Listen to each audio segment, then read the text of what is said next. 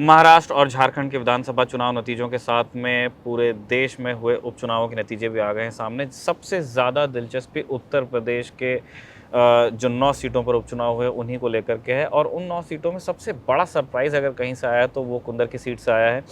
मुस्लिम बाहुल seat मानी जा रही थी, ऐसा मान के चल रही थी समाजवादी पार्टी की उनका कैंडिडेट यहाँ पे आसानी से जीतेगा। लेकिन वोटिंग के दिन जिस तरह की शिकायतें आई, आपने वो देखी खबरगांव पे, और अब नतीजों के बाद भी कुछ इसी तरह की बात सामने आ रही है कि सपा बहुत संतुष्ट नहीं है, क्योंकि जो लीडिंग मार्जिन है भारतीय जनता पार्टी के प्रत्याशी का, रामवीर सिंह का, वो 1 लाख को भी क्रॉस कर गया है। तो ये एक बड़ा सरप्राइज़ है। जितने लोग इस इलेक्शन को फॉलो कर रहे थे उसमें हमारे साथ गौरव हैं। गौरव, कुंदरकी को लेकर के अभी एक तो पहले हाल के आप नतीजे बता दीजिए। अभी 27 राउंड की वोटिंग हो पाई, काउंटिंग हो पाई है, माफ़ कीजिए, और 32 टोटल राउंड होने हैं। लेकिन अब ऐसा लगता नहीं है कि ये नतीजा किसी भी तरह से पलट सकता है। 1,31,000 का मार्जिन है। बिल्कुल जो रामवीर सिंह जो भारतीय जनता पार्टी के उम्मीदवार हैं, 1,51,840 वोट इनको मिले, जबकि जो इनके अपोनेंट हैं मोहम्मद रिजवान जो कि 3 बार इस सीट से विधायक रहे हैं, उनको टोटल वोट मिले हैं 20,441। तो जो मार्जिन है वो 1,31,399 वोटों का है।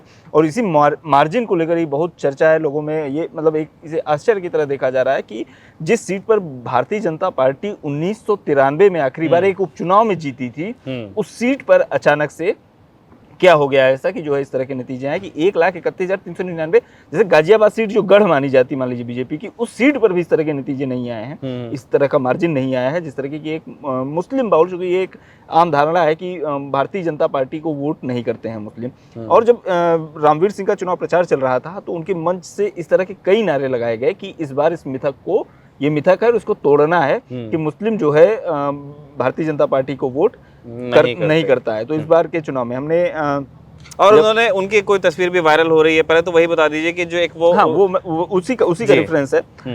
जब ये प्रचार कर रहे थे, रामवीर सिंह अपना चुनाव प्रचार कर रहे थे, तो ये अपने भाषणों की शुरुआत में कुरान की आयतें भी पढ़ देते थे और ये भी कहते थे कि मैं कोई भेदभाव नहीं करता हूँ। 2017 में जब मैं हारा था 2017 में जब मैं हारा था तो हजारों मुस्लिम समुदाय के लोगों के घरों में चूल्हे नहीं जले थे, क्योंकि वो लोग मेरे हार से इतने दुखी थे। उनका ये कहना है कि मेरी अच्छी पैठ है, साथ में रहते थे।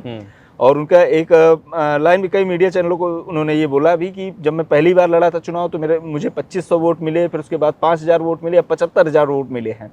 तो ये सारी चीज़ें भी चली। वो जो वायरल होती है तस्वीर जिसमें वो जालीदार टोपी लगाए हुए हैं और अरबी जो रुमाल होता है उसको ओढ़े हुए हैं, वो तस्वीर काफ़ी वायरल हुई, जिस समय भारतीय जनता पार्टी के नेता और जो उत्तर प्रदेश के मुख्यमंत्री नारा लगा रहे थे कि बटेंगे तो कटेंगे, इस टाइप की बयानबाजी हो रही थी और सारी चीज़ें हो रही थी। उसी वक्त उनका ही एक प्रत्याशी अल्पसंख्यक मोर्चे का, भारतीय जनता पार्टी के अल्पसंख्यक मोर्चे का प्रोग्राम था और उसमें डिप्टी सीएम वगैरह भी आए थे।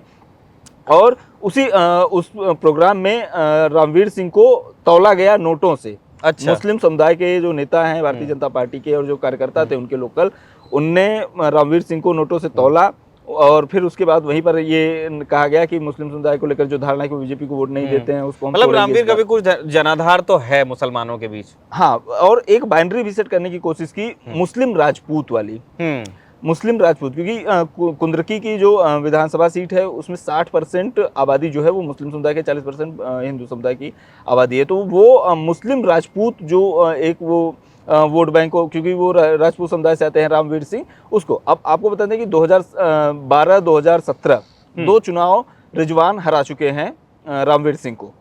और मार्जिन भी मैं आपको बता देता हूँ, 3 बार विधायक बने हैं रिजवान, 2002, 2012 और 2017 में।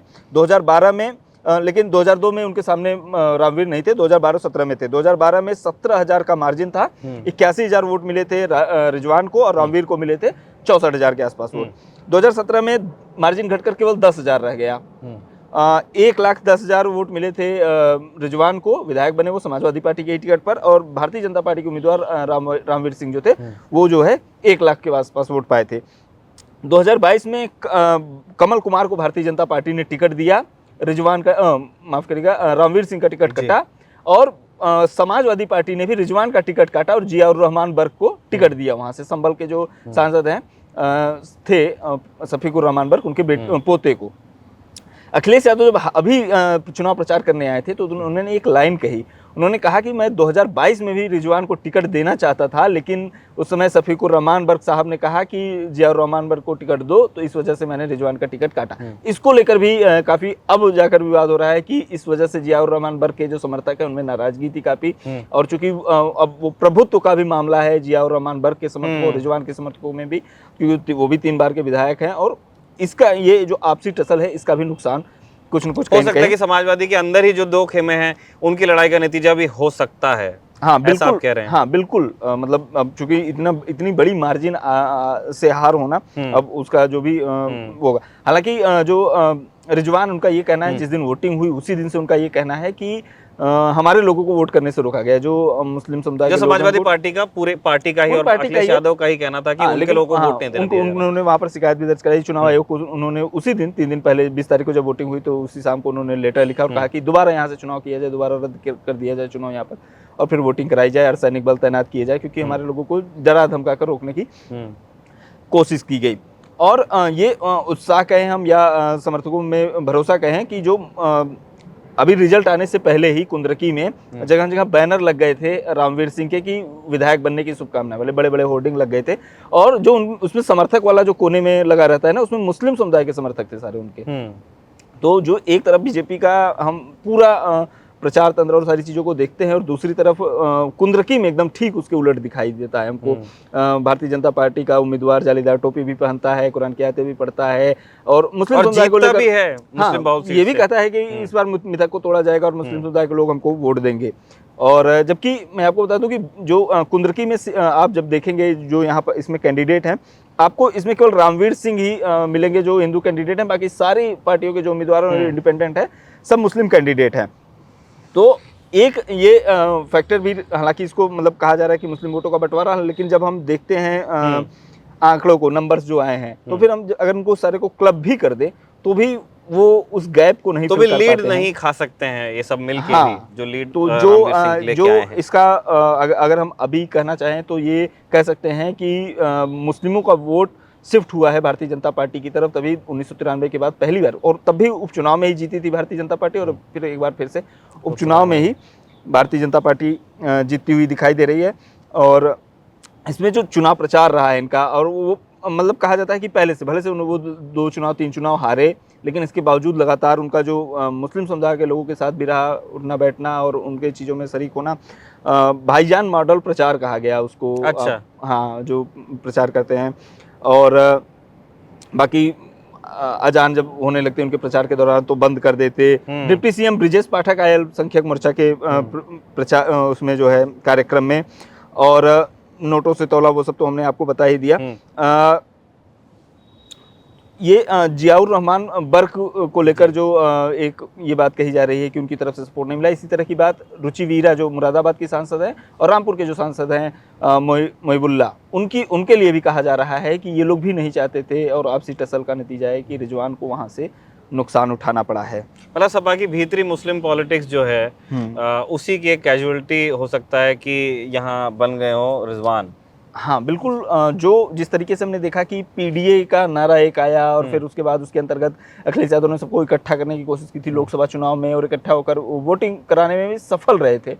उस तरह की एकता जो है इस बार देखने को नहीं मिली, खासतौर पर कुंदरकी में नहीं देखने को मिला। कुंदरकी हम कहें अगर टोटल 9 सीटों की बात करें तो केवल करहल जो कि मैनपुरी के जो कि जहाँ से अखिलेश यादव चुनाव जीते का मामला था, और सीसामऊ जहाँ से नसीम सोलंकी जीती हैं, उन 2 सीटों के अलावा बाकी सारी सीटों पर समाजवादी पार्टी को झटका ही लगा है।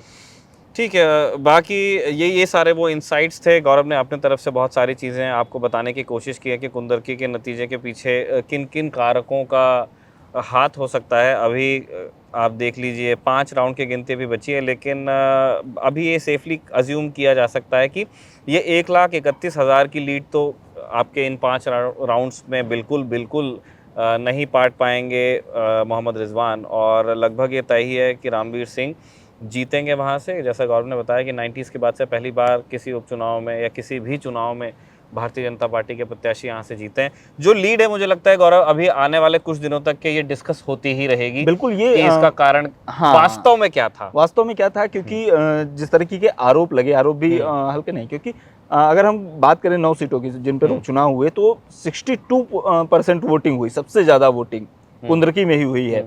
एंड जो इनका दोनों कैंडिडेट्स हैं, चाहे वो रिजवान हो या रामवीर हो, दोनों कैंडिडेट्स के जो होम बूथ है, जो उनके पैतृक गांव का बूथ है, उनमें 70+ वोटिंग हुई है, 70% प्लस वोटिंग। तो वोटिंग भी मतलब ये नहीं कहा जा सकता है कि कम हुई है।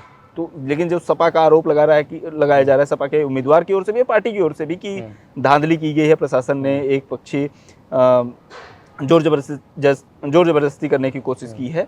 तो वो उनके आरोप हैं। अब इन आरोपों पर आगे वो क्या एक्शन लेते हैं, कहाँ जाते हैं, कहाँ अपील करते हैं, वो सब देखने वाली बात होगी। उन पर जो भी चीज़ें होंगी वो सब तो हम आगे अपडेट करते ही रहेंगे। लेकिन जिस तरीके से कुंदरकी का नतीजा आया है वो उसने लोगों को चौंकाया है। मुझे लगता है सबसे बड़ा रिजल्ट यही है उत्तर प्रदेश में आज जो आया है। बिल्कुल, जो 9 के 9 सीटों पर है, अयोध्या में तो हो नहीं पाया, लेकिन जो जिन 9 सीटों पर उपचुनाव हुआ उसमें सबसे बड़ा नतीजा कुंदरकी ने ही दिया है। इसलिए आज मुझे लगता है सब लोगों को पता चल जाएगा कि कुंदरकी नाम की एक विधानसभा उत्तर प्रदेश में भी है। बिल्कुल। इसी और तरह ये जैसे गाजियाबाद या दूसरी सीटें भी हैं, जैसे वहाँ पर इतनी बड़ी लीड हमने देखा। नोएडा में जब विधानसभा चुनाव हुए थे तो लोग लाख वोट के मार्जिन से, कितने 5 लाख से जीत रहे हैं। गाजियाबाद में भी हमने देखा सुनील शर्मा कितने मार्जिन से जीते। लेकिन कुंदरकी में अगर बीजेपी 10,000 वोट से भी जीती तो ये अपने आप में चौंकाने वाली बात है। लेकिन ये जो मार्जिन आया है, क्योंकि उस सीट पर आप जीते ही नहीं कभी। जिस तरीके से रामपुर में गया वो आपने देखा कि उपचुनाव हुए थे जब विधानसभा के, आकाश सक्सेना जीते थे। तो ये एक चौंकाने वाला था कि जो एक मुस्लिम बाहुल्य इलाका जहाँ पर 55% 50% से ज़्यादा आबादी मुस्लिम की, जो एक पुरानी रूढ़िवादी सोच है कि मुसलमान भारतीय जनता पार्टी को वोट नहीं करते। हाँ, तो उसमें भी आजम खान के समर्थकों का पलटता हुआ नतीजा है। आजम खान के समर्थकों का ये आरोप था कि बैरिकेडिंग लगा दिए, वोट डालने से रोका गया, वोटर लिस्ट से नाम काट दिया गया, इस तरह के आरोप लगाए गए थे। लेकिन हमने जब हम देखते हैं कुंदरकी को, यहाँ पर बम्पर वोटिंग हुई है। आप देखेंगे परसेंटेज, जब 62% वोटिंग उपचुनाव में कम नहीं है। बिल्कुल।